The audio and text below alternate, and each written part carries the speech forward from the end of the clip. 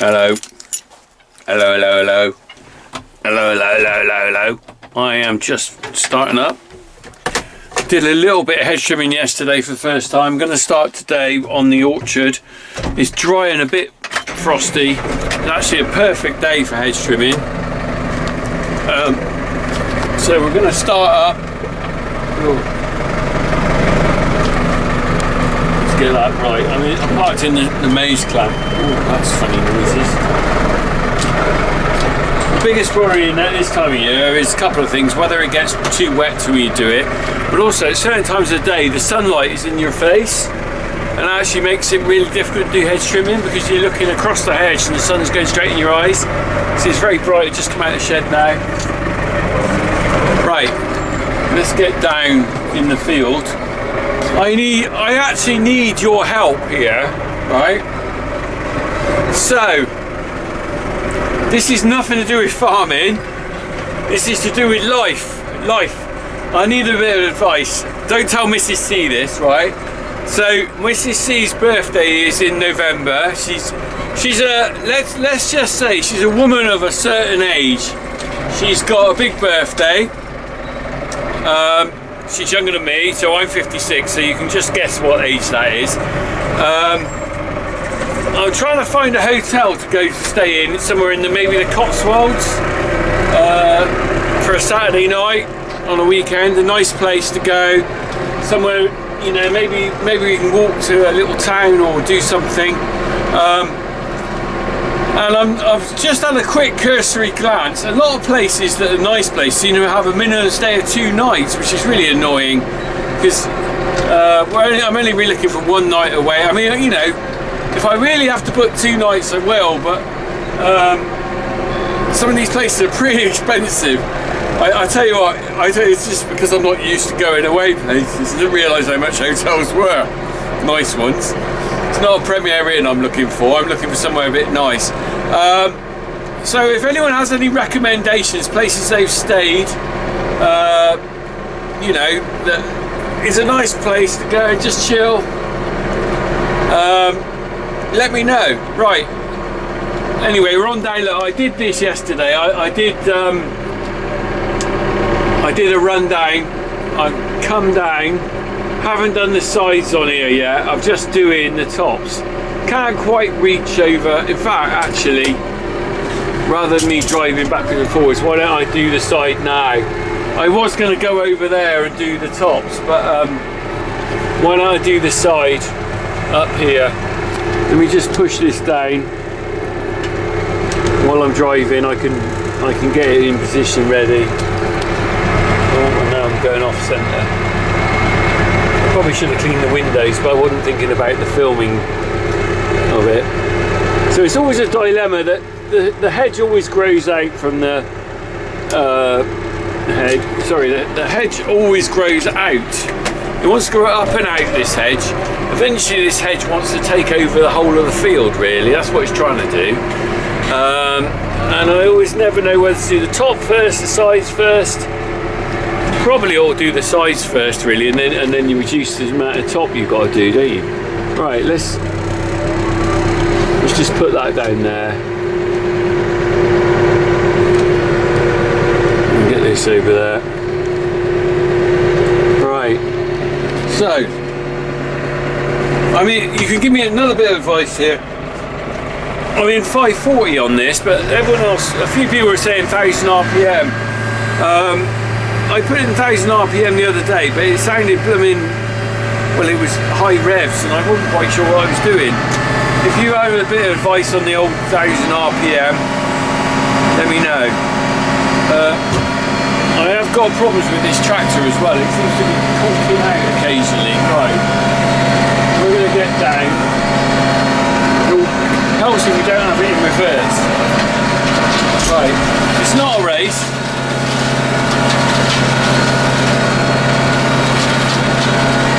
At the moment, I've got enough time to finish this before the end of February. My biggest fear is I run out of time. Right, let's just concentrate on a bit of hedge trimming.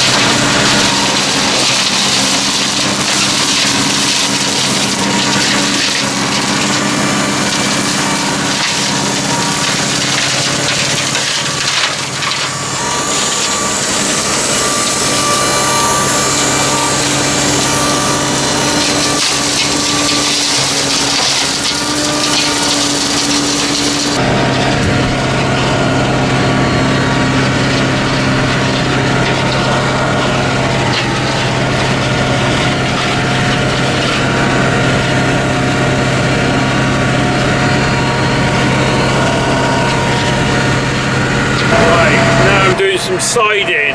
Let's side it up. Can you see that? I'm just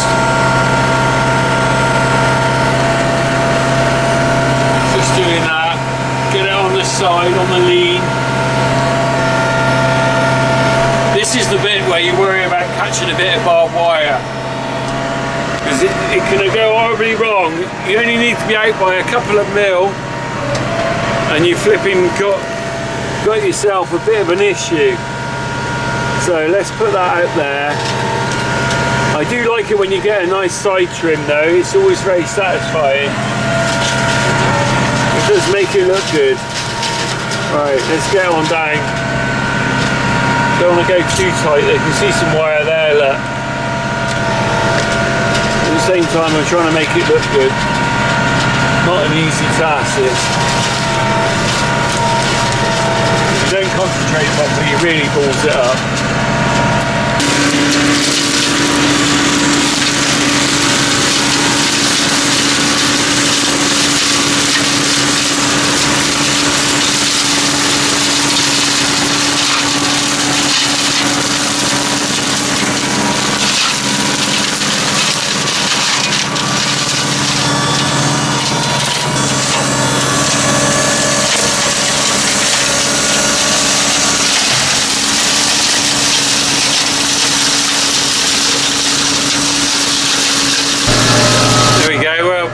Getting all right with this.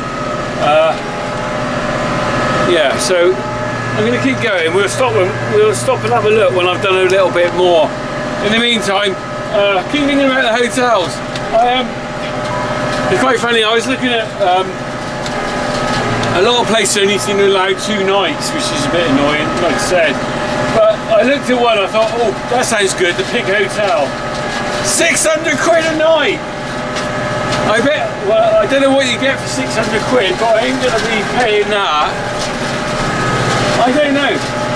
Obviously, some people's world, that's a normal amount of money, but I mean, can you imagine paying £600 for a room for a night? What are you getting for that? Not so. Well, I don't know what you're getting, but you want to get something, don't you, for 600 quid a night? Not just a room, if you know what I'm saying. Because flipping it, that's a lot of dosh just to go to sleep in a room, isn't it? I guess some people live in that world. I've not stayed in a lot of hotels, I suppose, so nice to stay somewhere nice occasionally though, isn't it? I have to say, you've got to pay a bit extra sometimes, but just not 600 quid. Wow, amazing. Right, anyway, we're on this. I haven't caught the barbed wire. Whoa, that was a bit close. Right, I'm going to put this down now, otherwise we are going to have barbed wire in that. And I don't really want to pick it out. I've done that last year, I think. Right, let's crack on and I'll have a catch up in a minute.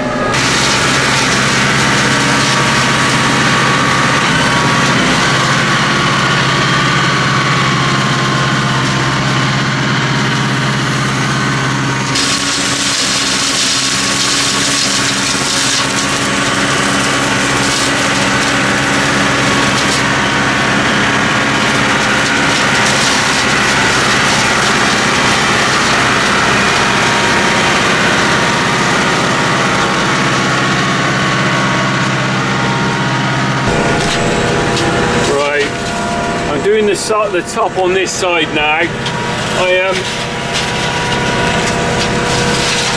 I'm kind of like doing this top bit. I'm looking over the fence. So over the far side there was where Reg Pierce. Let me just zoom over there. Where Reg Pierce did his last harvest. Just there. So I'm going to see if I can slot a little bit of that in, because it's quite nice. It's a lovely little bit of combine action. Here we go.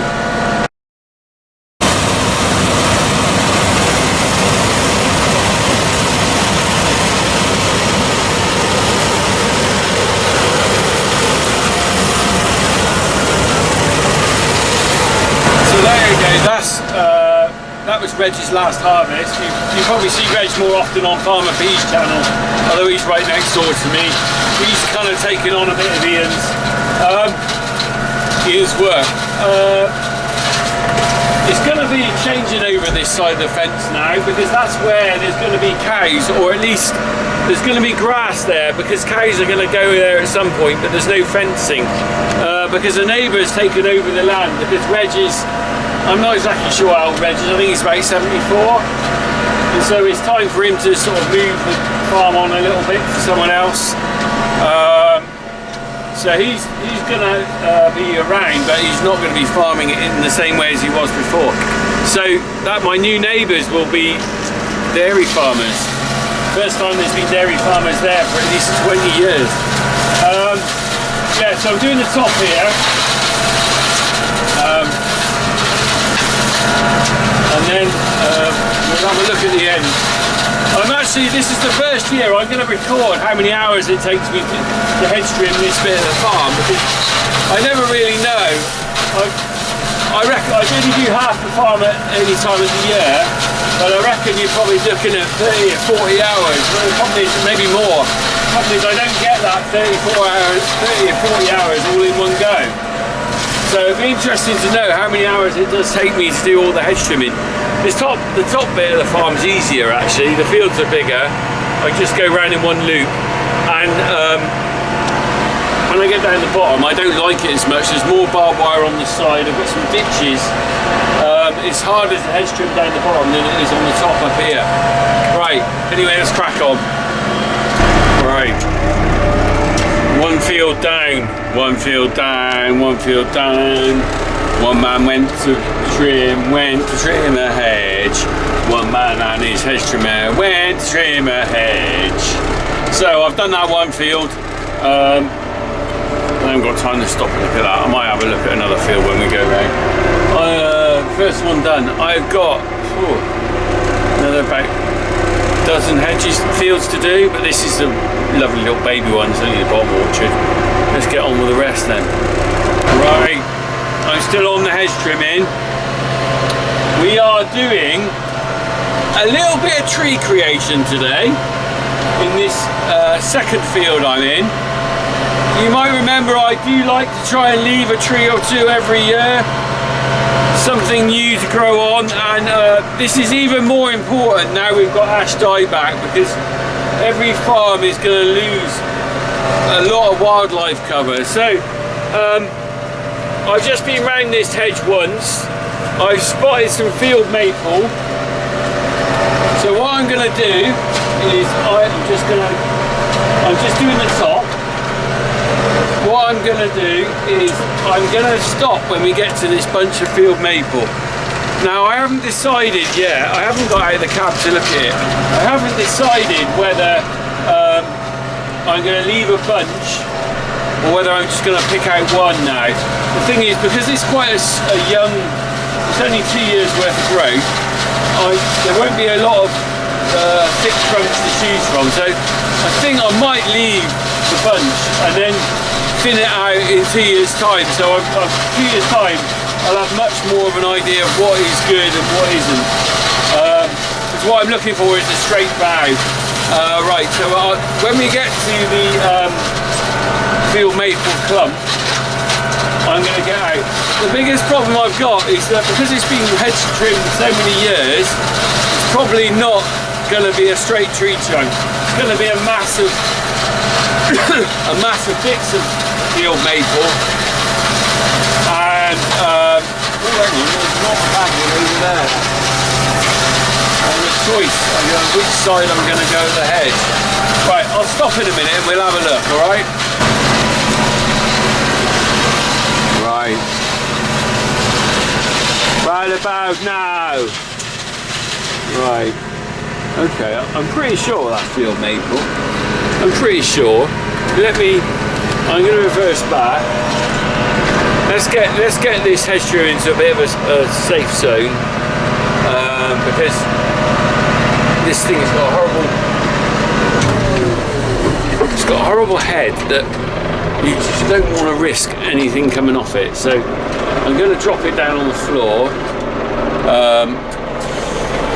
and then I'm going to get out and have a look at that hedge. But I'm going to wait till I've turned the piecer off. I've just got to wait for it to run down. By the way, I've got a problem with this tractor, is that it keeps losing all the electrics.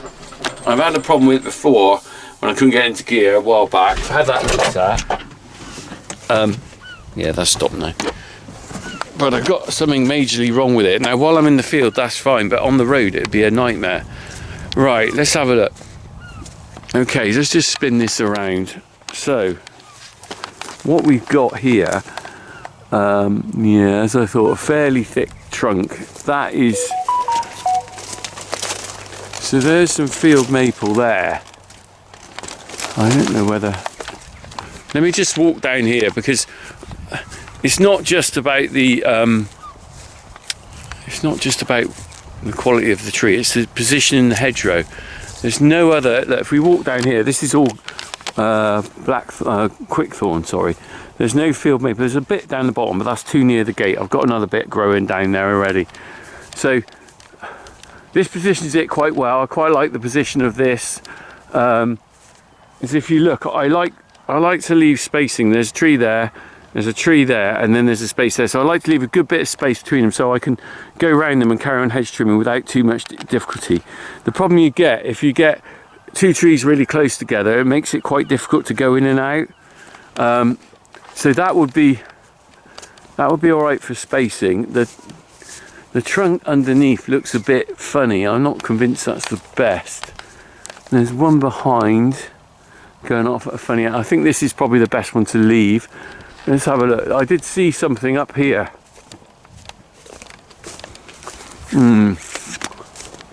Okay. Let's have a look. No, look. No, can you spot it yet? You need to know your trees, really. There's one in there, look. Now then, is that a better tree? That's coming off a... It's just there, look. You can, if you just look at the bark, can you see the bark? It's got that ribbing on it. Can you see that? Look at that. Can you see that? Look. That's how you can tell it's field maple. If you compare it with, say, the quickthorn next to it, growing, can you see how smooth that is? The bark's completely different and a slightly different colour, grey colour, look. So all that is quickthorn, and then plonked in the middle is field maple. Right, so this clump down here is what I'm going to leave.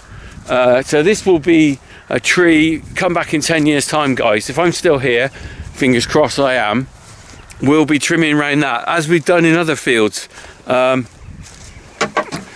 there's nothing else I can leave here. There's no naturally occurring oak trees.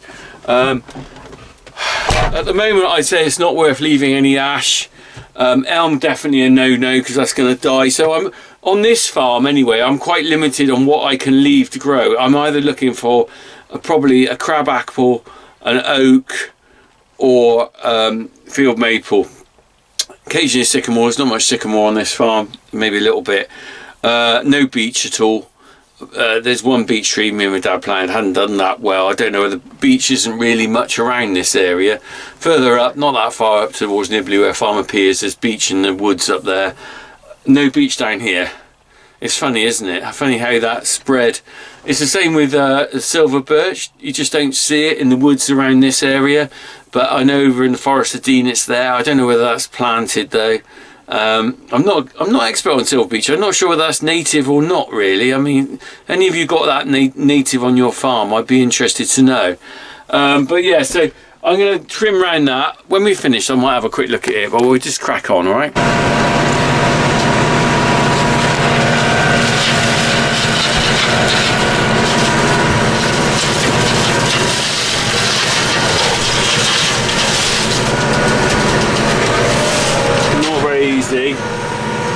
I am just gonna, what I'm gonna do is gonna be a bit ham-fisted this year.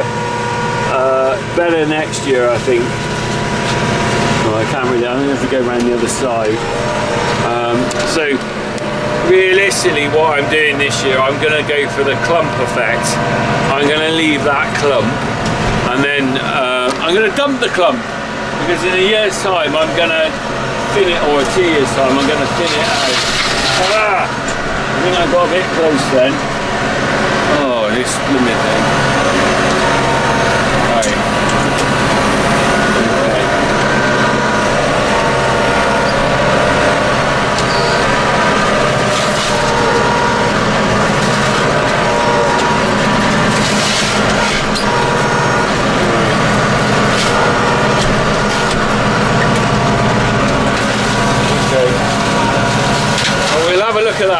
gone round it, alright?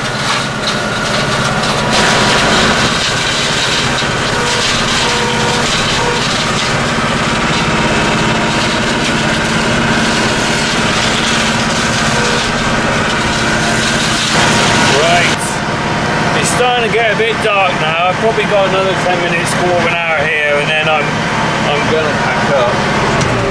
But I'm gonna have a look at where I've got to with that field maple. So I'm quite pleased how I've trimmed around it. Looking all right actually. Won't be good when we get light evenings though. I'm a frustrated farmer, as they say, because everyone knows it's around the corner spring, isn't it? But we're just willing it along because I find it very frustrating. I've got to finish at 5-ish because it's getting dark. You know, a lot of jobs I want to do in the evening, but you just need the light. And I'll be so glad when I've got those evenings. Right, let's have a look. Can you see now? Here we go. Look, it's actually quite distinctive now. Now I've trimmed round it, you can kind of properly see a start of a field maple tree. Now I think actually, yeah, it's coming off at an angle off this one here. Now I did trim those off, which was probably a bit of a mistake. I think next year I'm gonna have to look at this a bit better. I probably need to get in there, or the year after, and work out exactly what's going on. I mean, I don't think it's the end of the world if it comes out a bit wonky and we just have that, because not all trees are straight, you know. Even if you look round at that ash, it's got a funny curve on it slightly, but this tree's not really for me, is it? It's for whoever is on this land in 20 years time, 30 years time, 40 years time. You know, because I'm an old boy now, 56. Not as old as some of you, but older than some of you. You know, you start getting to a point where the trees that you're leaving behind aren't necessarily for you. But if you look at this behind me, that tree, I think one of those was planted for my mum when she was on parish council. I think it was that one. And the other one was planted by my dad when he was on the parish council, sort of 20, 30 years ago. So they're getting big now.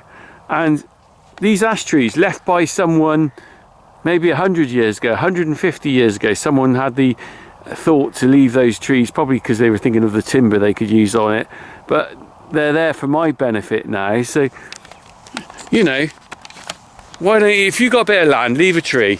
I mean, crikey, you know, it's not difficult, and it just adds a bit of wildlife and a bit of cover and a bit of interest to your farm, doesn't it? Because my dad started on this project after the elm trees died, putting trees back into the farm, and I'm trying to carry that on. As you know, the ash dieback, I'm tracking that on videos, but I've already seen the benefits of the ones that I've left from 20 years ago, probably when I started hedge trimming. We'll look at that in another video, but anyway, for now I'm finishing up. You know me and my trees, I love a tree. All right, crack on everyone, see you on the next video.